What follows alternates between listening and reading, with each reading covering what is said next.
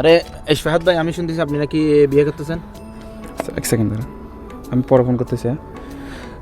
দেখেন আমি বিয়ে করতেছি, সামনে আমার বিয়ে।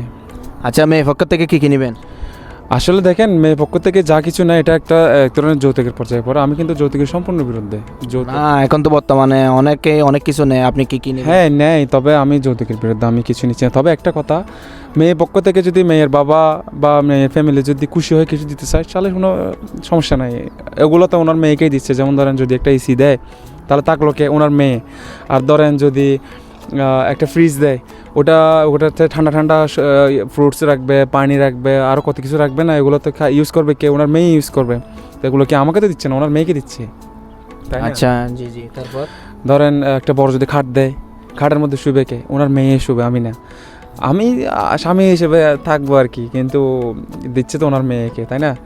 তারপরে গিয়ে ধরেন আরও আনুষঙ্গিক যা কিছু দিবে সব কিছু ওনার মেয়ের জন্য দিচ্ছে, আমাকে না।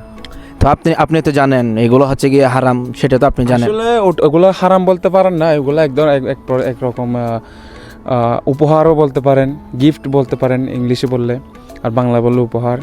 যৌতুকটা অকওয়ার্ড। হ্যাঁ। আচ্ছা, তার মানে আপনি শ্বশুর বাড়ি থেকে যেগুলো দিবে, মেয়ের পক্ষ থেকে যা যা দিবে আপনি নেবেন?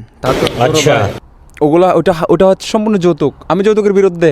এরকম যৌতুকের বিরুদ্ধে আপনি তো নিতেছেন? ওগুলো উপহার, গিফট। এগুলোকে উপহার বলে না ভাই। আপনি এগুলো তো নিতেছেন, আপনি ডাইরেক্ট বলে দেন নেবেন না। ये फंस गया আরে ভাই, এটা উপহার কিরকম উপহার ভাই?